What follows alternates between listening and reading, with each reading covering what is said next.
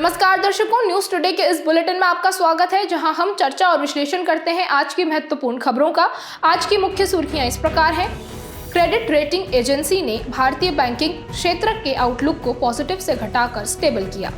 भारतीय मौसम विज्ञान विभाग के महानिदेशक के अनुसार भारत 5 देशों की आरंभिक चेतावनी प्रणालियां विकसित करने में मदद कर रहा है। ऑकस साझेदारी देशों ने संयुक्त क्षमताओं को बढ़ाने हेतु हिंद प्रशांत क्षेत्र की सुरक्षा को केंद्र में रखा है। अर्थ एक्शन ने प्लास्टिक ओवरशूट डे 2024 शीर्षक से रिपोर्ट जारी की। न्यू क्लाइमेट इंस्टीट्यूट और कार्बन मार्केट वॉच ने संयुक्त रूप से corporate climate responsibility monitor report 2024 जारी की। अंतर्राष्ट्रीय मुद्रा कोष ने चेतावनी दी है कि बढ़ते साइबर खतरे माइक्रो फाइनेंशियल स्थिरता के लिए गंभीर चिंता उत्पन्न कर रहे हैं। चलिए अब खबरों की चर्चा विस्तार से करते हैं और सबसे पहले रुख करते हैं आज की पहली मुख्य खबर की ओर। क्रेडिट रेटिंग एजेंसी ICRA ने भारतीय बैंकिंग क्षेत्र के आउटलुक को पॉजिटिव से घटाकर स्टेबल किया। ICRA के अनुसार बैंकिंग क्षेत्र द्वारा ऋण वितरण में कमी तथा ब्याज भुगतान और प्राप्ति में मार्जिन में गिरावट के कारण उनके लाभ में कमी आई है। इन्हीं वजहों से बैंकिंग क्षेत्र के आउटलुक को डाउनग्रेड किया गया है। क्रेडिट रेटिंग के तहत उधार लेने वाले व्यक्ति या संस्था की मूलधन व ब्याज सहित पूरी बकाया राशि और उसे समय पर भुगतान करने की क्षमता का आकलन किया जाता है। यह किसी विशिष्ट ऋण सुविधा या विशिष्ट प्रतिभूति से जुड़े ऋण जोखिम के बारे में भी सूचना प्रदान करती है। क्रेडिट रेटिंग का कार्य विशेष एजेंसियों द्वारा किया जाता है। इन एजेंसियों को क्रेडिट रेटिंग एजेंसियां यानी CRAs कहा जाता है। चलिए इसी के साथ CRAs के बारे में भी विस्तार से जानकारी प्राप्त करते हैं। CRAs द्वारा प्रतिभूतियां जारी करने वाली कंपनियों या सरकारों की साख का आकलन करने के बाद उन्हें क्रेडिट रेटिंग प्रदान की जाती है। इसके अलावा CRAs द्वारा बैंक ऋण, वाणिज्यिक पत्र यानी कमर्शियल पेपर्स, सावधि जमा आदि के लिए भी रेटिंग प्रदान की जाती है। रेटिंग AAA यानी उच्चतम क्रेडिट रेटिंग से लेकर D यानी डिफॉल्ट तक होती है। वर्तमान में 7 CRAs भारतीय प्रतिभूति एवं विनिमय बोर्ड सेबी में पंजीकृत है। ये 7 CRAs हैं: एक्यूट, क्रिसिल, ICRA, केयर, इंडिया रेटिंग्स, इन्फोमेरिक्स और ब्रिकवर्क। यहाँ ब्रिकवर्क रेटिंग्स को छोड़कर शेष सभी 6 क्रेडिट रेटिंग एजेंसियां भारतीय रिजर्व बैंक द्वारा प्रमाणन प्राप्त घरेलू क्रेडिट रेटिंग एजेंसियां हैं। क्रेडिट रेटिंग एजेंसियों के विनियमन की बात करें तो इनका विनियमन मुख्यतः सेबी द्वारा ही किया जाता है। साथ ही इन्हें सेबी विनियम 1999 के जरिए शासित किया जाता है। RBI बैंक ऋण और सुविधाओं की रेटिंग के उद्देश्य से क्रेडिट रेटिंग एजेंसियों को बाहरी क्रेडिट मूल्यांकन संस्थाओं के रूप में प्रमाणन प्रदान करता है। क्रेडिट रेटिंग एजेंसियों से जुड़ी हुई कुछ समस्याएं भी हैं, जैसे कि रेटिंग शॉपिंग यानी प्रतिभूति जारीकर्ता द्वारा विविध CRAs के विश्लेषण के बाद सबसे अनुकूल रेटिंग का चयन करना, अपारदर्शी और त्रुटिपूर्ण पद्धतियां, पूर्वाग्रह आदि। चलिए खबर के आखिर में इन समस्याओं से निपटने के लिए किए जाने वाले उचित उपायों पर विस्तार से चर्चा करते हैं। क्रेडिट रेटिंग एजेंसियों को जारीकर्ता द्वारा भुगतान मॉडल की जगह निवेशक या विनियामक द्वारा भुगतान मॉडल अपनाना चाहिए। इससे संस्थाओं द्वारा रेटिंग एजेंसियों को भुगतान के द्वारा अनुकूल रेटिंग प्राप्त करने की प्रथा को हतोत्साहित किया जा सकेगा। पारदर्शी रेटिंग पद्धतियां अपनाई जानी चाहिए। क्रेडिट रेटिंग एजेंसियों की रोटेशन प्रणाली भी अपनाई जानी चाहिए। इसके तहत कुछ वर्षों के अंतराल पर नई रेटिंग एजेंसी से रेटिंग करना अनिवार्य किया जाना चाहिए। इससे निवेशकों को कंपनी या संस्था की सही आर्थिक स्थिति का पता चल सकेगा आदि। आइए अब हम आगे बढ़ते हैं आज की दूसरी मुख्य खबर की तरफ। भारतीय मौसम विज्ञान विभाग IMD के महानिदेशक के अनुसार भारत 5 देशों की आरंभिक चेतावनी प्रणालियां विकसित करने में मदद कर रहा है। भारत 5 देशों नेपाल, मालदीव, श्रीलंका, बांग्लादेश और मॉरिशस की आरंभिक चेतावनी प्रणालियां अर्ली वार्निंग सिस्टम्स विकसित करने में मदद कर रहा है। EWS की सहायता से ये देश चरम मौसमी घटनाओं के कारण होने वाले जान माल के नुकसान को कम कर सकते हैं। आपको बता दें कि भारत का यह प्रयास 2022 में संयुक्त राष्ट्र द्वारा घोषित early warning for all EW for all पहल का हिस्सा है। आरंभिक चेतावनी प्रणाली EWS की बात करें तो यह दरअसल संकट की निगरानी, पूर्वानुमान और प्रक्रियाओं की एक एकीकृत प्रणाली है। यह व्यक्तियों व सरकारों को आपदा के कारण उत्पन्न होने वाले जोखिमों को कम करने के लिए समय पर कार्रवाई करने में सक्षम बनाती है। चलिए सबसे पहले अर्ली वार्निंग फॉर ऑल के बारे में विस्तार से जान लेते हैं। इसका लक्ष्य 2027 के अंत तक आरंभिक चेतावनी प्रणालियों EWS की मदद से सभी देशों की खतरनाक मौसमी घटनाओं, जलीय विपदाओं अथवा जलवायु परिवर्तन से उत्पन्न आपदाओं से रक्षा करना है। इसका नेतृत्व विश्व मौसम विज्ञान संगठन WMO और आपदा जोखिम न्यूनीकरण के लिए संयुक्त राष्ट्र कार्यालय UNDRR द्वारा किया जा रहा है। आपकी जानकारी के लिए बता दें कि इस पहल के तहत EWS के 4 स्तंभों को मजबूत करने के लिए 2023 से 2027 के बीच 3.1 बिलियन अमेरिकी डॉलर के निवेश का आग्रह किया गया है। ये 4 स्तंभ है: आपदा जोखिम के बारे में ज्ञान प्रसार, आपदाओं का पता लगाना, पर्यवेक्षण करना, निगरानी करना, विश्लेषण करना और पूर्वानुमान लगाना, आपदाओं की चेतावनी का प्रसार एवं संचार तथा अंत में आपदाओं से निपटने की तैयारी व प्रतिक्रिया क्षमताएं। आइए अब यह जानने का प्रयास करते हैं कि आखिर EWS की आवश्यकता क्यों है। यह जीवन और आजीविका की रक्षा सुनिश्चित करती है। गौरतलब है कि आपदाओं के कारण 1970 से 2021 के बीच लगभग 2 मिलियन लोगों की मौत हुई है और लगभग 4.3 ट्रिलियन अमेरिकी डॉलर का आर्थिक नुकसान हुआ है। इसके अलावा यह आपदा से निपटने संबंधी तैयारियों में सुधार करने और प्राकृतिक विपदाओं के प्रभाव को कम करने में सहायक सिद्ध होगी। जलवायु परिवर्तन के कारण घटित हो रही आपदाओं की बढ़ती संख्या को देखते हुए EWS की आवश्यकता है। आपकी जानकारी के लिए बता दें कि भविष्य में विश्व द्वारा हर साल मध्यम स्तर से लेकर बड़े स्तर की 560 आपदाओं का सामना करने की संभावना प्रकट की गई है। चलिए अब EWS से जुड़ी चुनौतियों के बारे में जान लेते हैं। डेटा कलेक्शन सेंटर और चेतावनी प्रसार केंद्र के बीच समन्वय का अभाव है। इसके अलावा आपदाओं की पूर्व चेतावनियां कुछ भाषाओं में ही जारी की जाती है। इस वजह से सुदूर क्षेत्रों में रहने वाले स्थानीय भाषी लोगों को इन चेतावनियों को समझने में समस्या आती है। आगे की राह के बारे में बात करें तो डेटा गुणवत्ता में सुधार करने की जरूरत है। साथ ही विश्व स्तर पर डेटा तक पहुंच सुनिश्चित करने का प्रयास भी किया जाना चाहिए। इसके अलावा वैज्ञानिक और तकनीकी प्रगति को स्थानीय, पारंपरिक, देशज एवं पीढ़ीगत ज्ञान के साथ एकीकृत करना चाहिए। चलिए बढ़ते हैं अगली मुख्य खबर की ओर। AUKUS ऑकस साझेदार देशों ने संयुक्त क्षमताओं को बढ़ाने हेतु हिंद प्रशांत क्षेत्र की सुरक्षा को केंद्र में रखा है। ऑकस के सदस्य देश पिलर द्वितीय पर जापान के साथ सहयोग पर विचार कर रहे हैं। ऑकस का पिलर द्वितीय उन्नत क्षमताओं वाली परियोजनाओं के विकास से संबंधित है। सबसे पहले ऑकस के बारे में विस्तार से जानकारी प्राप्त करते हैं। ऑकस संयुक्त राज्य अमेरिका, यूनाइटेड किंगडम और ऑस्ट्रेलिया की एक त्रिपक्षीय सुरक्षा साझेदारी है। इसे 2021 में गठित किया गया था। इसका उद्देश्य सुरक्षा और रक्षा संबंधी हितों का समर्थन करने के लिए सदस्य देशों की सरकारों की क्षमताओं को मजबूत करना है। ऑकस साझेदारी के 2 पिलर्स हैं। पिलर 1, इसमें पारंपरिक हथियारों से युक्त और परमाणु शक्ति से संचालित पनडुब्बियों का विकास शामिल है। इसके तहत यूनाइटेड किंगडम और संयुक्त राज्य अमेरिका ऑस्ट्रेलिया की परमाणु संचालित पनडुब्बियां बनाने में मदद कर रहे हैं। पिलर द्वितीय, इसमें उन्नत क्षमता विकास शामिल है। इसके तहत सहयोग बढ़ाने के लिए संयुक्त क्षमताओं के विकास पर ध्यान केंद्रित किया गया है। इनमें साइबर क्षमता तथा आर्टिफिशियल इंटेलिजेंस, क्वांटम प्रौद्योगिकी और समुद्र की गहराई में अन्वेषण से जुड़ी अतिरिक्त क्षमताओं का विकास शामिल है। खबर में आगे बढ़ते हैं और हिंद प्रशांत क्षेत्र में ऑकस के प्रभावों को समझते हैं। ये चीन के बढ़ते प्रभाव को प्रतिसंतुलित करेगा। इससे इस क्षेत्र में शक्ति संतुलन को बनाए रखने में मदद मिलेगी।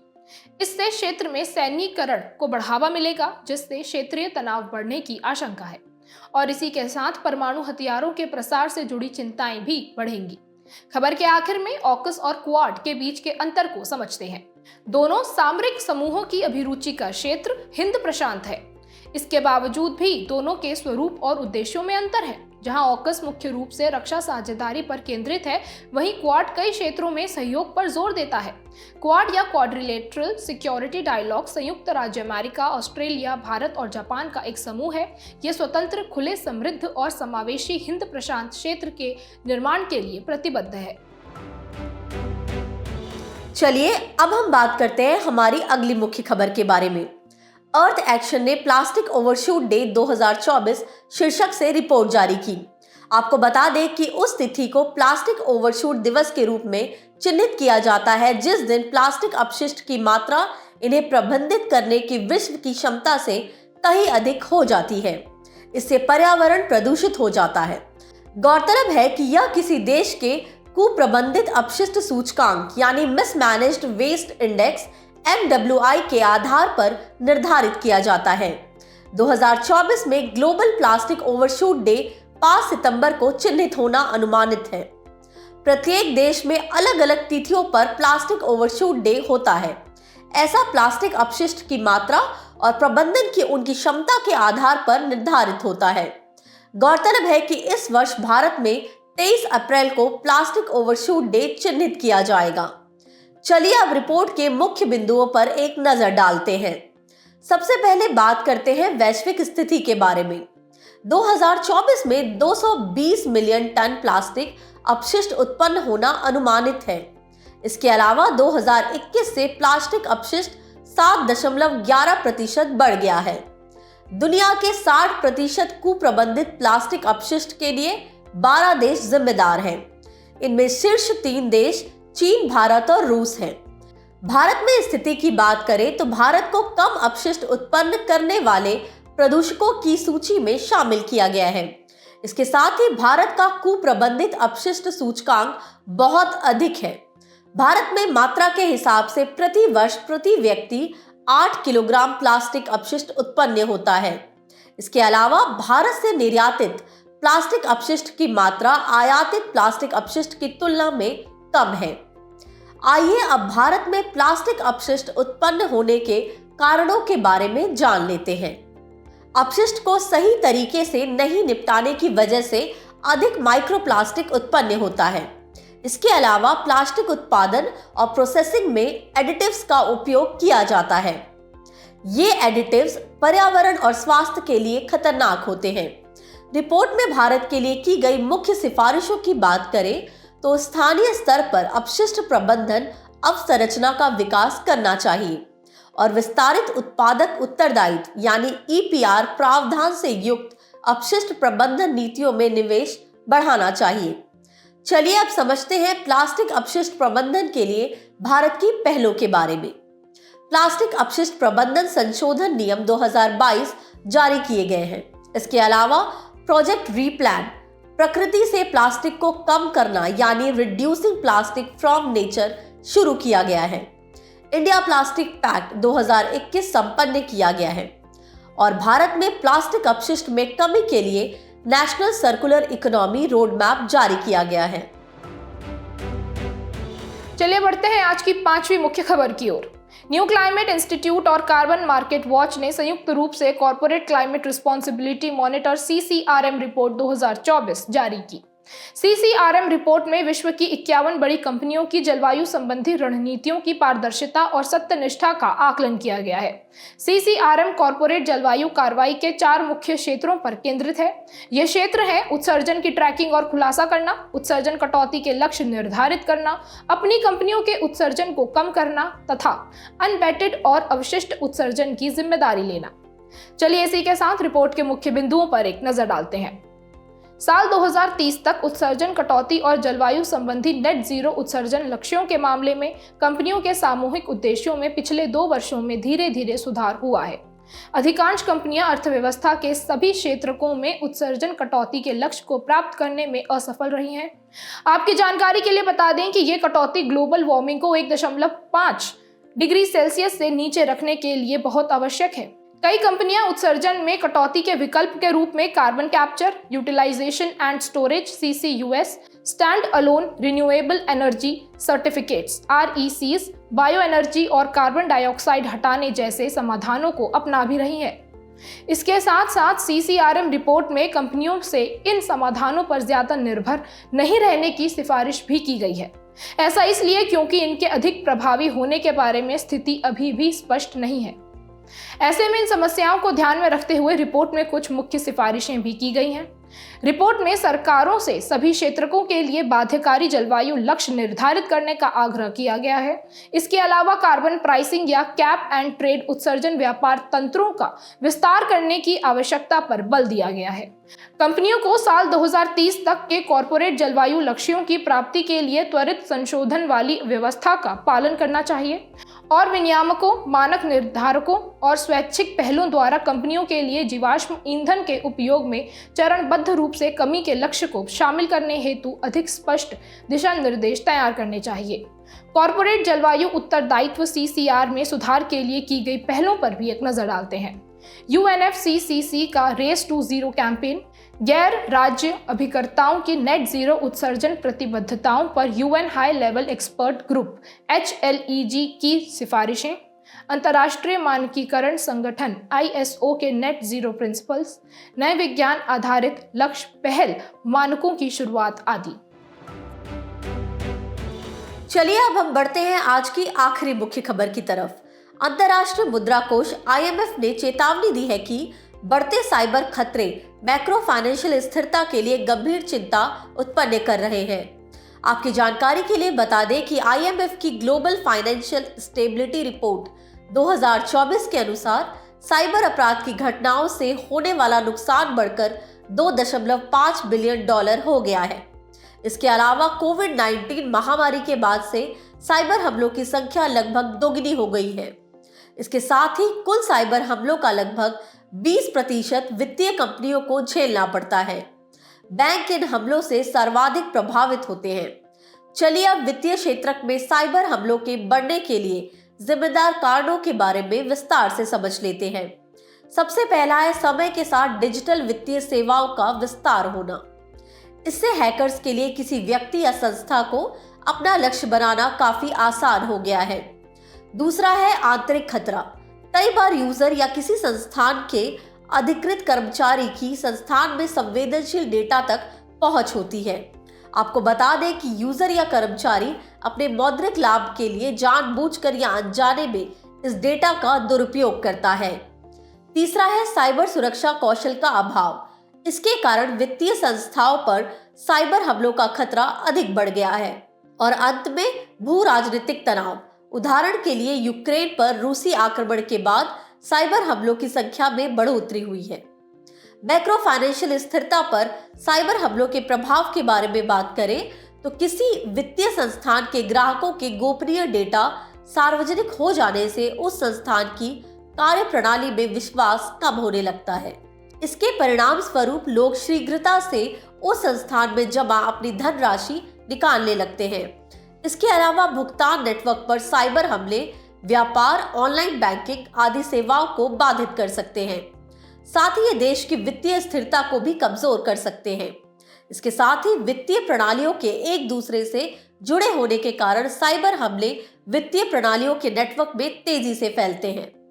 इससे बाजार की स्थिरता प्रभावित होती है। आइए अब इस मामले में हुई नीतिगत सिफारिशों के बारे में जान लेते हैं। वित्तीय फर्मों द्वारा पर्यवेक्षी एजेंसियों को साइबर हमलों के बारे में रिपोर्टिंग करने के तंत्र को मजबूत किया जाना चाहिए। इसके अलावा वित्तीय कंपनियों को साइबर हमलों से निपटते समय अपने परिचालन को बनाए रखने के लिए प्रतिक्रिया और रिकवरी प्रक्रियाओं का विकास एवं परीक्षण करना चाहिए। चलिए अब विश्व साइबर अपराध सूचकांक को समझते हैं। इस सूचकांक को ऑक्सफोर्ड विश्वविद्यालय और UNSW कैनबेरा ने संयुक्त साझेदारी में विकसित किया है। इसके अलावा भारत साइबर अपराध की घटनाओं के मामले में 10वें स्थान पर है। देश में अग्रिम शुल्क भुगतान से जुड़ी साइबर धोखाधड़ी की घटनाएं सबसे अधिक होती है। इस सूचकांक में रूस शीर्ष पर है, उसके बाद क्रमशः यूक्रेन और चीन का स्थान है। चलिए अब बढ़ते हैं सुर्खियों में रहे व्यक्तित्व की तरफ। हमारे आज के व्यक्तित्व हैं महात्मा ज्योतिबा गोविंदराव फुले। आपकी जानकारी के लिए बता दें कि प्रधानमंत्री ने ज्योतिबा फुले को उनकी जयंती पर याद किया। चलिए अब ज्योतिबा फुले के बारे में विस्तार से जान लेते हैं। फुले जी का जन्म महाराष्ट्र में हुआ था। वे एक समाज सुधारक, लेखक व शिक्षाविद थे तथा सामाजिक न्याय के समर्थक थे। उनके योगदान की बात करें तो उन्होंने अपनी पत्नी सावित्रीबाई फुले की मदद से 1848 में पुणे में पहला बालिका विद्यालय शुरू किया था। इसके बाद उन्होंने 1873 में सत्यशोधक समाज की स्थापना की थी। इसका उद्देश्य निम्न समझी जाने वाली जातियों के लोगों के लिए समान अधिकार सुनिश्चित करना था। उनकी साहित्यिक कृतियों में तृतीय रत्न, गुलामगिरी, श्वेत कार्याचा आसूद आदि शामिल हैं। हम उनसे करुणा, साहस, मानवतावाद आदि जैसे जीवन मूल्य सीख सकते हैं। बुलेटिन के आखिर में अब बढ़ते हैं आज की संक्षिप्त सुर्खियों की तरफ। हाल ही में जापान और संयुक्त राज्य अमेरिका ने एक संयुक्त बयान जारी किया। इसमें चीन द्वारा सेनकाकू द्वीप समूह की यथास्थिति में एक तरफा बदलाव के किसी भी प्रयास का विरोध किया गया है।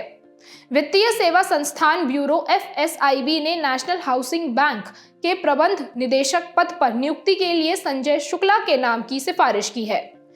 Global society for preservation of baobab and mangroves ने बाओबाब वृक्षों को पुनर्जीवित करने के लिए एक मिशन शुरू किया। यह लंबी अवधि तक जीवित रहने वाला एक पर्णपाती वृक्ष है।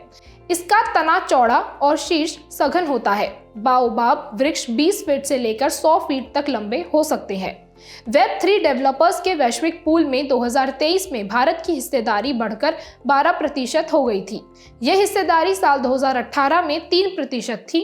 यह वर्ल्ड वाइड वेब की तीसरी पीढ़ी है। यह मध्यवर्तियों को शामिल किए गए बिना पीयर टू पीयर लेन देन और इंटरैक्शन को सक्षम बनाता है। जवाहरलाल नेहरू एल्यूमीनियम अनुसंधान विकास और डिजाइन केंद्र नागपुर ने S&T PRISM प्रिज्म कार्यक्रम के तहत नए प्रस्ताव आमंत्रित किए हैं। इसका उद्देश्य खनन, खनिज प्रसंस्करण, धातु कर्म और पुनर्चक्रण में अनुसंधान, डिजाइन, विकास, बौद्धिक संपदा अधिकार सृजन, पायलट परियोजना एवं विनिर्माण के लिए इकोसिस्टम को बढ़ावा देना है। एप्पल ने भारत और अन्य देशों में संभावित मर्सनरी स्पाईवेयर हमलों के बारे में एप्पल यूजर्स को चेतावनी जारी की है। मर्सनरी स्पाईवेयर यूजर की जानकारी या सहमति के बिना स्मार्टफोन और अन्य उपकरणों में दूर से घुसपैठ कर सकता है और अनधिकृत रूप से डेटा तक पहुंच भी प्राप्त कर लेता है। कई राज्य क्लस्टर विकास कार्यक्रम यानी CDP के तहत बागवानी किसानों को सब्सिडी देने के लिए सुरक्षा प्लेटफॉर्म का इस्तेमाल कर रहे हैं। CDP राष्ट्रीय बागवानी बोर्ड की केंद्रीय क्षेत्रक योजना का एक घटक है। भारत में पहली बार सतपुड़ा टाइगर रिजर्व मध्य प्रदेश में यूरेशियन ऊदबिलाव को रेडियो टैग लगाया गया है। भारत में ऊदबिलाव की 2 अन्य प्रजातियां भी पाई जाती हैं। ये हैं स्मूथ कोटेड ऊदबिलाव और एशियन छोटे पंजों वाला ऊदबिलाव।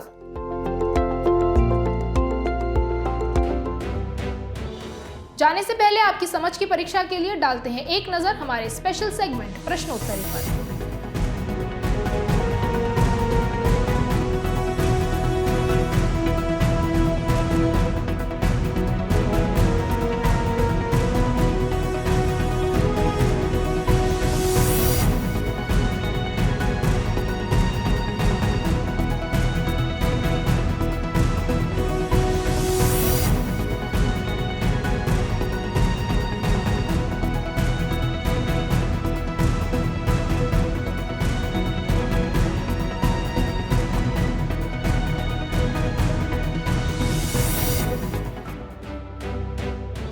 हमसे जुड़ने के लिए आपका धन्यवाद। उम्मीद है न्यूज़ टुडे का ये बुलेटिन आपको पसंद आया होगा। न्यूज़ टुडे की PDF को डाउनलोड करने के लिए और आज की क्विज के उत्तर के लिए डिस्क्रिप्शन में दिए गए लिंक्स पर क्लिक कीजिए।